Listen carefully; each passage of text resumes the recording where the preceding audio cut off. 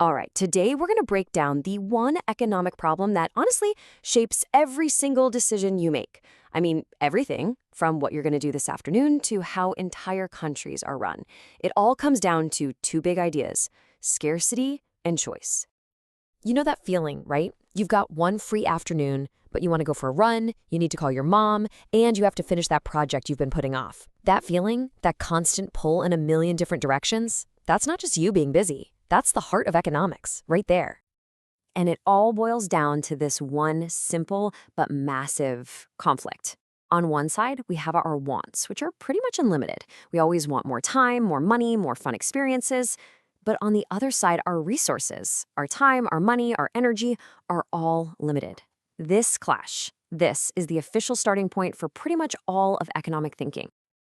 And there's a name for this, of course. Economists call it scarcity. It's just a formal way of saying what we all know deep down. We simply can't have everything we want all at the same time. And because of that one simple fact, we are forced to make choices. So here's the game plan for breaking this down. First, we're going to really nail down this fundamental problem. Then, we'll actually map out our possibilities in a visual way. After that, we'll get into the real cost of making a choice. And finally, we'll look at how we can actually push past our current limits. All right, let's dive into section 1. At its core, economics isn't about complicated charts and numbers. It's the science of making decisions when you just can't have it all. It's all about how we navigate that gap between what we want and what's actually possible. So whether you're a student trying to decide between studying for an exam or going out with friends, or you're a government deciding between building new roads or funding healthcare, the core problem is exactly the same. You're allocating scarce resources to deal with competing needs. That's economics in a nutshell. Okay, so this is all a bit abstract, right? How do we actually see these choices?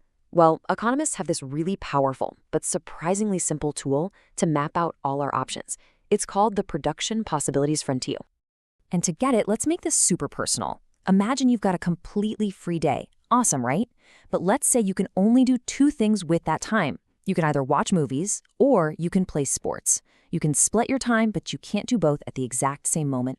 So your options might look something like this. At one extreme, possibility A, you go full movie marathon mode. 10 movies, 0 sports. At the other end of the spectrum, possibility E, you spend all 8 hours playing sports, no movies at all. And then, of course, you've got all these combinations in between, like watching 6 movies and getting in 4 hours of sports. Now here's the cool part. If you take all those possibilities from the table and plot them on a graph, you get this curve. This is the production possibilities frontier, or PPF for short. I want you to think of it like the absolute edge of your potential for that day. It's the boundary between what you can do and what you simply can't. The shape of this curve tells a whole story. Any point right on the curve means you're being totally efficient. You're using every minute of your free day. But you see how it slopes downward? That's the most important part. It's showing us plain as day that to get more of one thing, say more sports, you have to give up some of the other thing. In this case, movies. That, my friends, is a trade-off. And this idea of a trade-off, well, it leads us to one of the biggest, most important concepts in all of economics, figuring out what the real cost of any choice actually is. And spoiler alert, it's not always about money. Exactly. Every single decision we make has a kind of hidden price tag. When you choose to spend an hour playing sports, the true cost isn't just the sweat and energy. The real cost is the movie you didn't get to watch in that same hour. And there's a name for this, of course: opportunity cost. It's the value of the next best thing you had to give up. Looking at our graph, the slope of the PPF curve is the opportunity cost. It's the specific, measurable price of that trade-off. But hang on a second. Here's a deeper question. Is that cost always the same? Is the number of movies you give up to play your first hour of sports the same as the cost of playing your 7th hour of sports? In other words, is this PPF just a boring straight line? The answer is a big, resounding no. A realistic production possibilities frontier isn't a straight line at all. It's bowed outwards, away from the origin. And that specific shape reveals a powerful economic law, the law of increasing opportunity cost. So let's blow this idea up from your free day to an entire country's economy. Imagine a country that only grows crops. It decides it wants to build its very first car factory. To do that, it uses some of its worst, least fertile land. What's the result? It gets a factory and only loses a tiny amount of crops. The opportunity cost is super low. But what happens when it wants to build its 10th factory? Well, now it has to start paving over its most fertile, productive farmland. The cost in lost crops is now absolutely enormous. The opportunity cost has skyrocketed. So what's the big takeaway here? Why is the curve bowed? It's because resources are specialized.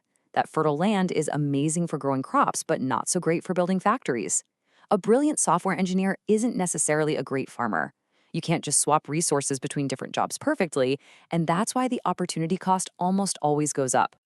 Okay, this brings us to the last piece of the puzzle. We've talked about the curve itself. That's our maximum potential. But what about all the space inside the curve, or even outside of it? They tell their own really important stories about an economy. Well, any point inside the curve is possible, but it represents inefficiency.